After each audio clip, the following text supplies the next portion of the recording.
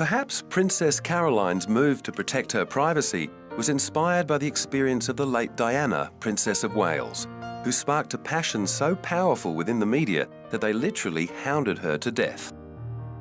After the media circus that accompanied her separation and divorce from Prince Charles in 1996, she aired her grief about the intensity of the press's obsession. When I started my public life 12 years ago, I understood the media might be interested in what I did. I realized then their attention would inevitably focus on both our private and public lives. But I was not aware of how overwhelming that attention would become. No doubt she couldn't quite comprehend how such a shy and unremarkable young woman had managed to ignite a global obsession with her every move. Certainly, she did not possess the film star looks and poise of a Monaco princess, nor could she dazzle with the accomplishment and wit at the disposal of Princess Margaret. In fact, she often joked about her lack of aptitude at Riddlesworth Hall School, although by all accounts she was very happy there. I made many friends who I often see, and in spite of what Miss Rudge and my other teachers may have thought at the time, I did actually learn something. Though you would never have known by my O-level results. Indeed, it may well have been Princess Diana's very lack of extraordinary recommendations that made her so accessible to the people in the street, who quickly crowned her their Queen of Hearts. The love affair with the People's Princess began back in 1980, when she was plain old Lady Diana Spencer, a 19-year-old nanny sharing a flat with friends in London, who just happened to be dating the future King of England. Is there any possibility?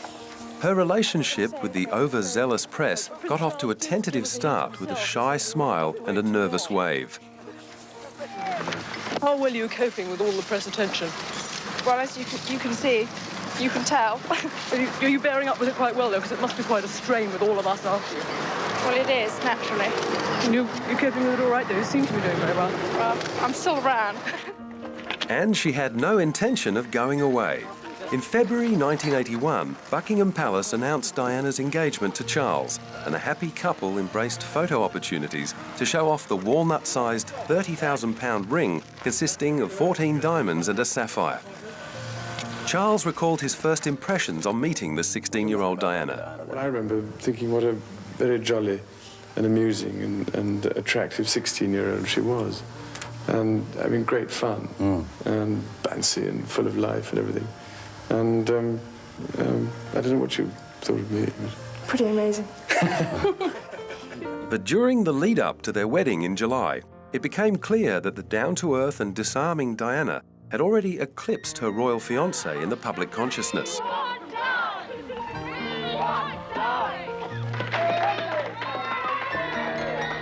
Her fresh-faced sincerity and sense of fun were overdue antidotes to the guarded, stiff upper lips of the monarchy. On the day of the royal wedding, people were chanting her name in the streets. The nation was given the day off, and crowds lined the streets to catch a glimpse of the fairy tale bride.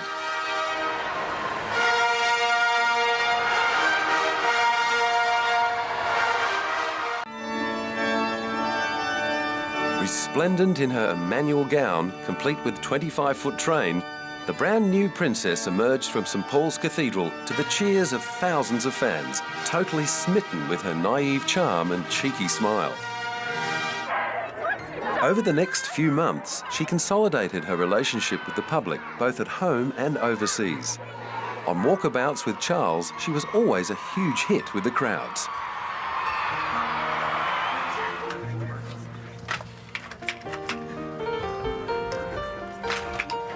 And in less than a year, she'd done her duty to the royal family by presenting it with a healthy heir to the throne. In her obvious affinity with children, the public found yet another reason to adore her. Then there was her courageous compassion.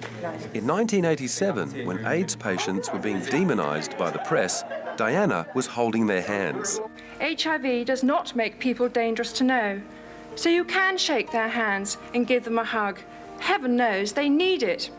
Along with all the media proof of her tireless dedication to good causes and charity work, came stories that she also visited the sick in secret, begging nurses and patients not to let on to the press. With public opinion on her side, she went on to win even more hearts as reports emerged that Charles was carrying on an affair with his old sweetheart, Camilla Parker Bowles. While there were also plenty of stories of Diana's alleged infidelities, many magazines and tabloids chose to contend that she was merely acting out of loneliness. This line was bolstered by stories about her battles with bulimia and multiple suicide attempts. She was being stalked by telephoto lenses and media speculation. In an attempt to redress the balance, she approached biographer Andrew Morton to tell her side of the story, depicting Charles as a neglectful and unfaithful husband. After that, it was only a few short months and the odd awkward public appearance before Prime Minister John Major announced their separation. Even under the intense glare of the spotlight, she continued to use her public profile to raise awareness of issues that had been swept under the carpet by polite society for years. And she wasn't afraid to speak from her own agonising experience. I have it on very good authority that the quest for perfection our society demands can leave the individual gasping for breath at every turn. This pressure inevitably extends into the way we look. Eating disorders, whether it be anorexia or bulimia, show how an individual can turn the nourishment of the body into a painful attack on themselves. Despite her pleas for privacy, the media's obsession with her continued, as did her own obsession with body image. Her increasingly frequent trips to the gym were always accompanied by a gaggle of photographers desperate to add fuel to one of the many rumours making the rounds about her private life. After her separation, the press had her linked with every man she came into contact with, from rugby captain Will Carling and singer Bryan Adams, who won Carlos I of Spain and John F. Kennedy Jr. And while she may have cut down on her public engagements, she certainly didn't abandon those causes that had always been close to her heart.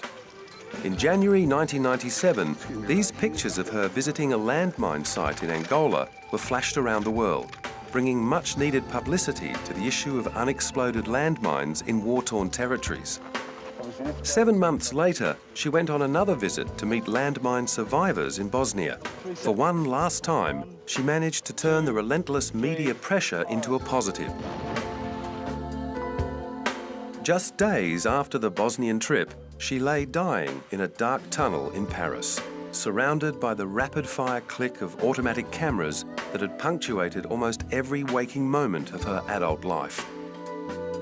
Torn from her adoring public in the prime of life, she was guaranteed to continue her reign as the undisputed Queen of Hearts.